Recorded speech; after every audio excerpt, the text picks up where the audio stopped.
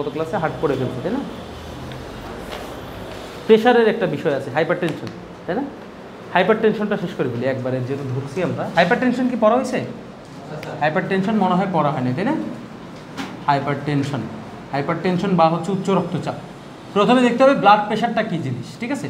Blood pressure মনে করেন এই যে আপনার যে আর্টারি আছে, ঠিক আছে, এই আর্টারির মধ্যে যেই বেগে হচ্ছে ব্লাডটা যেই বেগে প্রবাহিত হয়, যেই চাপটা দেয়, সেই চাপটাকে আমরা যখন মাপি মার্কারিতে, ওইটা হচ্ছে ব্লাড প্রেশার।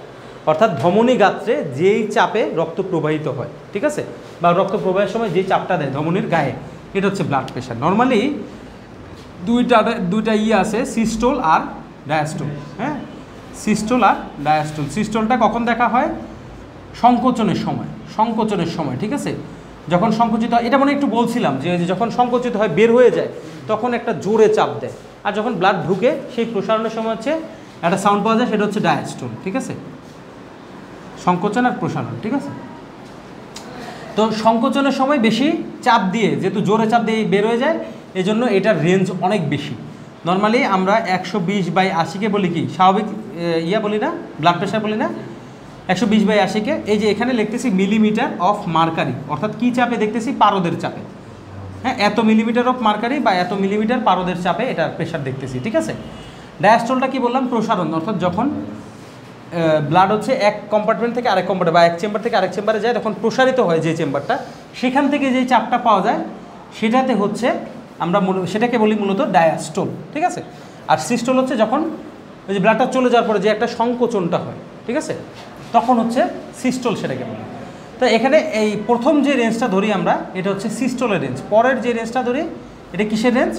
ডায়াস্টোলের রেঞ্জ, ঠিক আছে? নর্মালি সবচেয়ে মানে যেটা হচ্ছে ডেঞ্জারাস সেটা হচ্ছে ডায়াস্টোল। ডায়াস্টোলটা খুব বেশি ডিফারেন্স হওয়া যাবে না। সিস্টোলের অনেক বড় রেঞ্জ, চাইলে অনেক দূর পর্যন্ত যাইতে পারে। এটা নর্মালি 90 থেকে শুরু করে 250 পর্যন্ত যাইতে পারে, এর বেশিও হইতে পারে, কিন্তু এরকম একটা রেঞ্জে চলে আসে। অনেক সময় 90 নিচেও নেমে আসে, 60ও হয়ে যেতে পারে, 40ও হয়ে যেতে পারে, কিন্তু বলতেছি আর কি, এরকম একটা রেঞ্জ নর্মালি থাকে। এখন কথা হচ্ছে স্বাভাবিক ইয়াটা কত? 120/80। এখন 130 যদি হয়ে যায় কারো, এটা কি অস্বাভাবিক?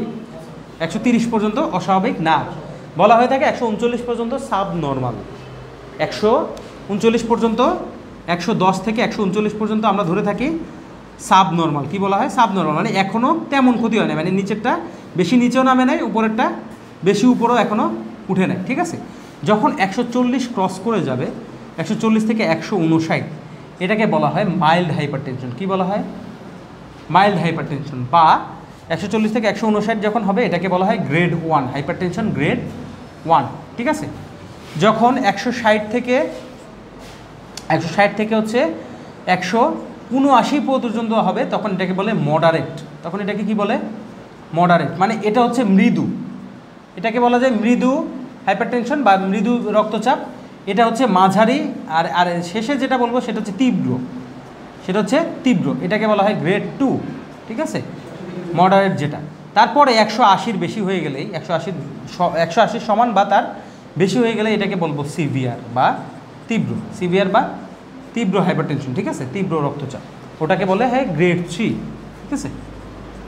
আপনাদের বই একটু কারেকশন করে নেন, আপনাদের বই এখানে 130 আছে, 139 পর্যন্ত সাবনর্মাল, হ্যাঁ, ঠিক আছে? এখন দেখেন, তাহলে বিষয়টা হচ্ছে কি 110 থেকে 139 পর্যন্ত এটাকে আমরা সাবনর্মাল ধরতেছি, অর্থাৎ 110 হইলেও নিচে নামে, 110 হইলেও কিন্তু এটা অতটা খারাপ না। 120 তো রেঞ্জ, মানে 120টা হচ্ছে নর্মাল ব্লাড প্রেশার, 110 হলেও এটাকে সাবনর্মাল ধরা যেতে পারে।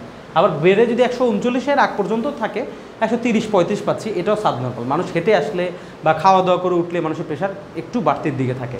এই জন্য প্রেশার মাপতে হলে সবসময় পেশেন্টকে বসায় 10-15 মিনিট রিল্যাক্স করে তারপর প্রেশার মাপা উচিত। ধরেন কেউ আপনার কাছে আসলো, হেঁটে আসলে, এমনও হতে পারে সে দৌড়াইতে আসছে, তার প্রেশার পেয়েছেন আপনি 145 বা 50, আপনি তো ভয়ে শেষ, হাই রে আপনি তো হাই প্রেশার আছে। বিষয়টা এরকম না, আপনাকে বসাইতে হবে, একটু রিল্যাক্স করতে হবে। সে যদি বলে না আমি পাশ থেকে আসছি বা কাছে থেকে আসছি, বসে আসছি, তারপরেও 5 মিনিট বসানোর পরে ব্লাড প্রেশার মাপানো উচিত। আর অথবা আপনি একটা কাজ করতে পারেন, যা পাচ্ছেন তার থেকে 5-10 কমায় ধরতে হবে। একটা মানে সেটা আসছে আমি 145 পাচ্ছি, তারপরে 135 হইতে পারে, এরকম আর কি। কারো যদি সিস্টোলিক চাপ 130 থাকে, হ্যাঁ, আর ডায়াস্টোলিক চাপ যদি 80 নিচে, মানে 60 থাকে, হ্যাঁ, তখন কি ধরবে? 60 তার 50 50 থাকতেই পারে, যদি ডায়াস্টল কমে যায় না, সেটা এই ব্লাড প্রেশারগুলোকে বলা হয় অ্যাবনর্মাল ব্লাড প্রেশার। কেন? কারণ আপনার উপরের রেঞ্জ কখনোই ডিফারেন্সটা দেখেন, এখানে একটু দেখেন, কখনোই ডিফারেন্সটা কিসের মতো থাকবে না। এখানে ডিফারেন্স কত বলেন তো? 40। কখনোই ডিফারেন্স 30 to 50 বেশি আপ ডাউন করবে না। নিচে 30, উপরে 50 বেশি আপ ডাউন করবে না। যদি নিচেরটা নেমে যায় তাহলে বুঝতে হবে তার ব্লকেজ আছে হার্টে, অথবা কোনো ভালভে সমস্যা আছে, অথবা উপরটা যদি অনেক বেশি বেড়ে যায় তাহলে বুঝতে হবে তার হাইপার টেনশনের সমস্যা আছে। ঠিক আছে, বুঝতে পারছি? তাহলে এইগুলো হচ্ছে ডিফারেন্সটা 30 থেকে 50-এর বেশি যদি হয়ে যায়। এমনও আছে যে হাই প্রেশার 230, নিচেরটা 90, তাহলে ডিফারেন্স 100 বেশি হয়ে গেল না? তাহলে এইটাকে বলে অ্যাবনর্মাল হাইপারটেনশন। অ্যাবনর্মাল হাইপারটেনশন মানে সেখানে হয়তো কোনো ব্লকেজ আছে অথবা ভালভের ডিফেক্ট আছে। ঠিক আছে, এই কারণে যখন সংকোচন হইতেছে তখন অনেক বেশি মাত্রায় সংকোচন হইতেছে, প্রসারণের সময় বেশি মাত্রায় প্রসারণ হচ্ছে না। লজিকটা চিন্তা করেন, যখন যাচ্ছে ব্লাড এক জায়গা থেকে আরেক জায়গায় তখন খুব ফোর্সে যাচ্ছে, যখন সে ব্লাডটা ভরতেছে তখন আর অত ফোর্সে ভরতেছে না। তার মানে কি মাঝখানে যে গেটটা আছে, যে ভালভটা আছে, ভালভটার সমস্যা। বিষয়টা তো তাই। এখান থেকে যদি আমি পানির স্রোত ছেড়ে দিই, কারণ এই দরজা দিয়ে চলে গেছে অনেকখানি, কিন্তু যেখানে যাচ্ছে যেই রুমে, সেই রুমের দরজাটা ছোট, তাকে ওই ফ্লোতে ব্লাড যাইতে পারবে? এখানে এত বড় দরজা দিয়ে পানি ছেড়ে দিছি, ওইখানের দরজা যদি এইটুক হয়, সে তো পানি ঢুকতে অনেক সময় লাগবে না? তো ওইখানে চাপটা কমে যাবে না ডায়াস্টলের? বিষয়টা হচ্ছে এরকম। কারো দেখা যায় প্রেশার 130 উপরেরটা বা 20, নিচেরটা নেমে আসছে 50-এ। তার মানে কি? তার ডায়াস্টল বা ওই যে প্রসারণ হইতে চেম্বারে সময় লাগতেছে। তার মানে কি আছে? তার ভালভে প্রবলেম আছে। হয়তো ভালভে কি হয়ে গেছে, কোনো চর্বি বা কিছু জমে গেছে, হতে পারে চর্বি হতে পারে বা যে কোনো কিছু হতে পারে। সেটা জমে যাওয়ার কারণে ঠিকমতো প্রসারণটা হচ্ছে না, ডায়াস্টলটা ঠিকমতো হচ্ছে না।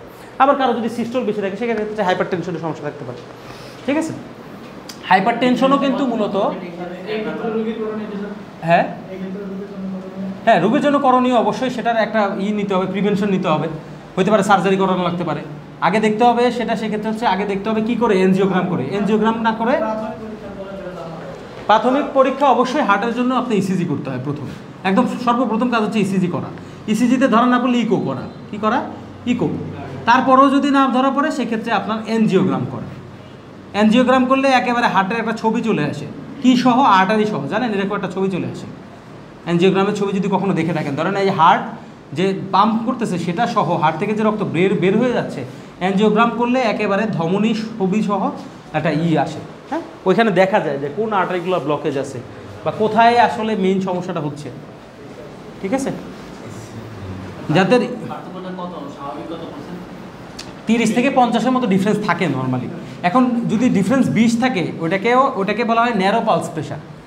যদি ডিফারেন্স 20 থাকে, যেমন মনে করেন কারো আছে, এরকম প্রচুর পাওয়া যায়, কারো আছে উপরে 110, নিচেরটা ধরেন 90 বা 100 বা এরকম হয় অনেক সময়, উপরেরটা 80, নিচেরটা 60, তাহলে কত হয়ে গেল? 20 হয়ে গেল না? 80/60 অনেক মহিলাদের প্রেশারই থাকে 80/60। এটাকে বলা হয় ন্যারো পালস প্রেশার। এটাকে কি বলা হয়? Narrow pulse pressure. Narrow pulse pressure, ঠিক আছে, ন্যারো পালস প্রেশার। আর হচ্ছে এই যেটা বললাম যে হচ্ছে অনেক বেশি, যে উপরটা মনে করেন 200, নিচেরটা আছে 100, তো ডিফারেন্সে 100 ডিফারেন্স হয়ে গেছে। এটা একটা সিভিয়ার হাইপার টেনশন। এমনিতেই 180 বেশি হয়ে গেলে সিভিয়ার চলে যাচ্ছে। তো সিভিয়ার হাইপার টেনশনে তো এমনিই ব্লকেজ থাকতেই পারে। হার্টে ব্লকেজ ছাড়া কি সিভিয়ার হাইপার টেনশন কি 1-2 দিনে হয়? সিভিয়ার হাইপার টেনশন হতে মিনিমাম সময় লাগবে 5 থেকে 10 বছর। তা ওই সিভিয়ার হাইপার টেনশনটা হয় মূলত কী কারণে? একটা ম্যাসিভ ব্লকেজ আছে, অনেক প্রেশার দিয়ে ব্লাড ঢুকতেছে, বেরোয়ার সময় নর্মালি বেরোতেছে কিন্তু ঢুকার সময় অনেক প্রেশার দিয়ে ব্লাড ঢুকতেছে। তাহলে এটা কি? Abnormal condition. ঠিক আছে, এটা তার নর্মাল কন্ডিশন না। ঠিক আছে, কিন্তু নিচেরটা যদি কমে যায় এটা সবচেয়ে বেশি ক্ষতিকর, বা খুব যদি বেড়ে যায় সেটাও কিন্তু খুব বেশি ক্ষতিকর। আমরা উপরের রেঞ্জটা দেখলাম, তাই না? Grade 1, grade 2, grade 3। নিচের রেঞ্জটা দেখেন, উপরের রেঞ্জটা দেখেন 180-র বেশিও কিন্তু চলে গেছে, কিন্তু নিচেরটা রেঞ্জ দেখেন, নিচেরটা রেঞ্জ খুব ছোট রেঞ্জ। নিচেরটা রেঞ্জ হচ্ছে নর্মালি সাবনর্মাল বলবো এই 170 থেকে 89 পর্যন্ত, 89 পর্যন্ত, 85 পর্যন্ত বলা হয় সাবনর্মাল। নর্মালি এটাকে বলা হয় সাবনর্মাল, এটা পর্যন্ত সাবনর্মাল। যখনই 85-এর বেশি হয়ে যাবে, হ্যাঁ, 84 পর্যন্ত ধরা হয় নর্মালি। 85 থেকে ধরা হয় হচ্ছে 85 থেকে 89 পর্যন্ত ধরা হয় হচ্ছে গ্রেড 1। ঠিক আছে, 90 থেকে 99 পর্যন্ত ধরা হয় হচ্ছে গ্রেড 2। অর্থাৎ গ্রেড 1 মানে কি? মাইল্ড মানে মৃদু, গ্রেড 2 মানে মডারেট, সবগুলোই মাইল্ড, মডারেট, সিভিয়ার। মাইল্ড মানে অল্প, মডারেট মানে একটু মাঝারি, আর এটা হচ্ছে সিভিয়ার। 99-এর উপরে 100+ হয়ে গেলে সেটা সিভিয়ার। দেখছেন এটা রেঞ্জ কত ছোট?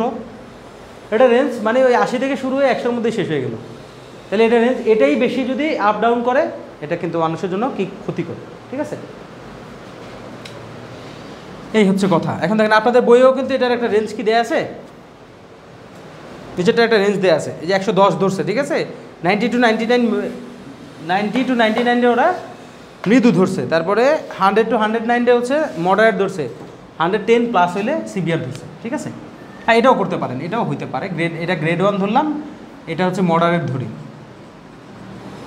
কিন্তু নর্মালি বাইরের দেশে বা হচ্ছে আমরা যে প্র্যাকটিসটা করি ফরেন কান্ট্রির বই দেখে, সেখানে এই আমি যেটা লিখলাম ওটাই কিন্তু এটাকে সাবনর্মাল ধরা যেতে পারে, ঠিক আছে? এটাকে সাবনর্মাল ধরা যেতে পারে। আর হচ্ছে এটা তাহলে কী হবে, 100 to 110, 109, আর 110-এর উপরে চলে গেলে সেটা সিভিয়ার, ঠিক আছে? গ্রেড 1 হচ্ছে মাইল্ড, এটা হচ্ছে মাইল্ড, এটা হচ্ছে গ্রেড 2, এটা হচ্ছে গ্রেড 3, ঠিক আছে?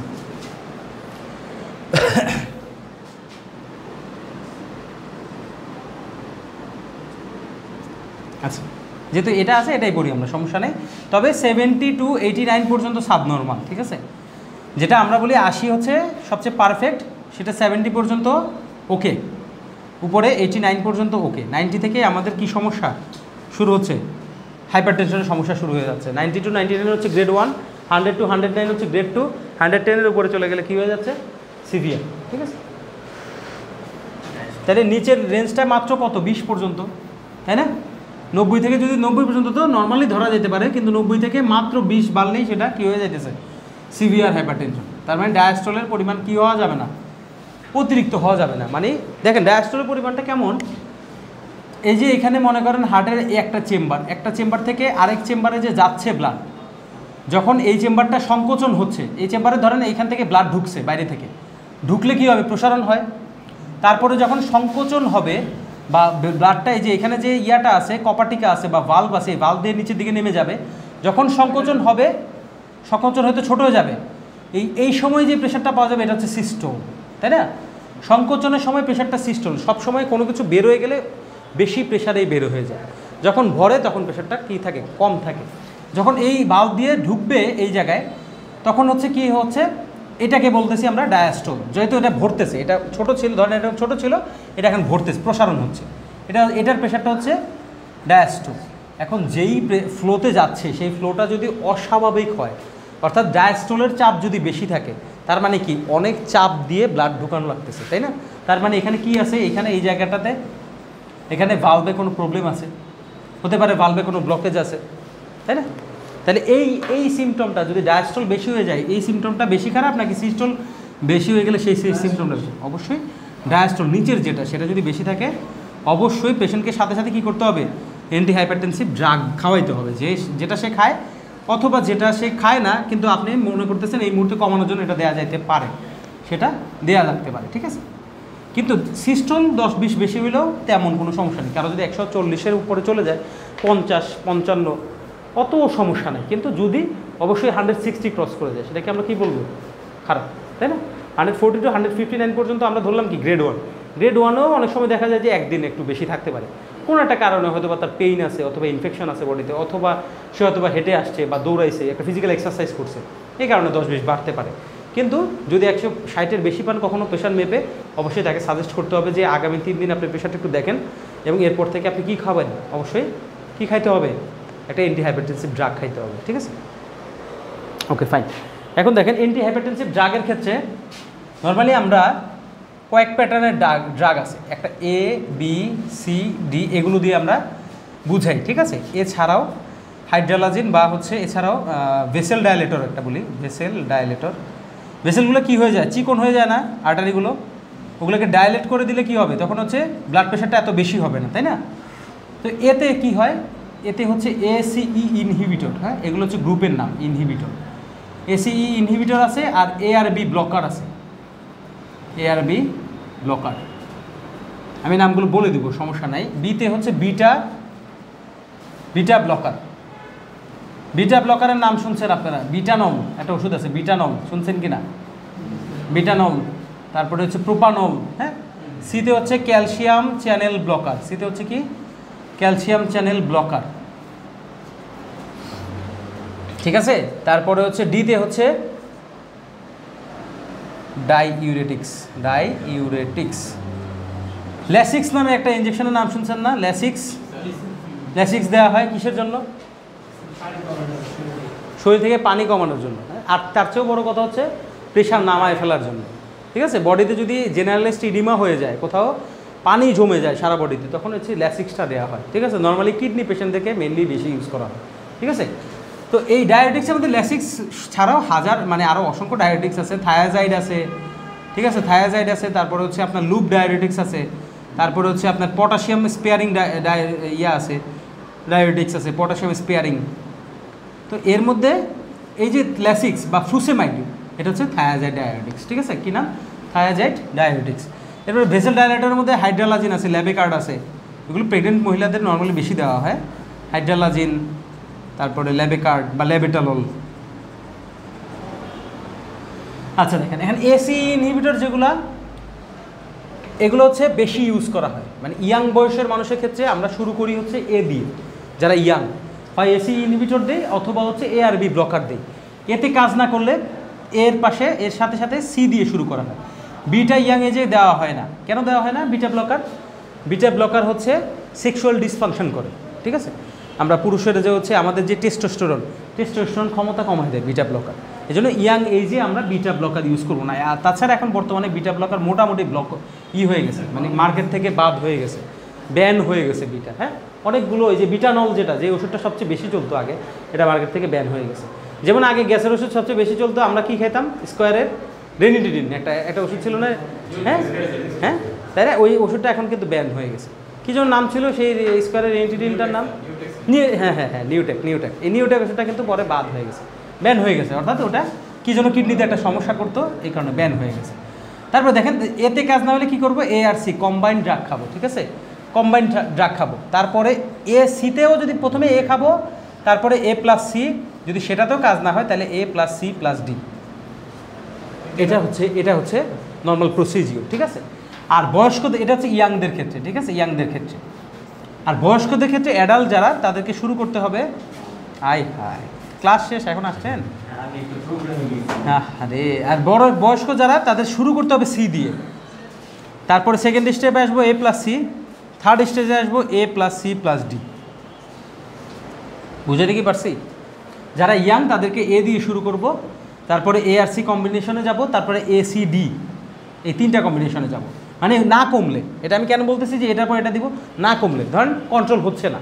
বয়স্কদের ক্ষেত্রে প্রথমে সি দিয়ে শুরু করব, অর্থাৎ ক্যালসিয়াম চ্যানেল ব্লকার, সেটাতে না কমলে এ আর সি কম্বিনেশন, সেটাতেও না কমলে এ আর সি ডি, তিনটা কম্বিনেশন। নর্মালি এটা লাগে কাদের ক্ষেত্রে?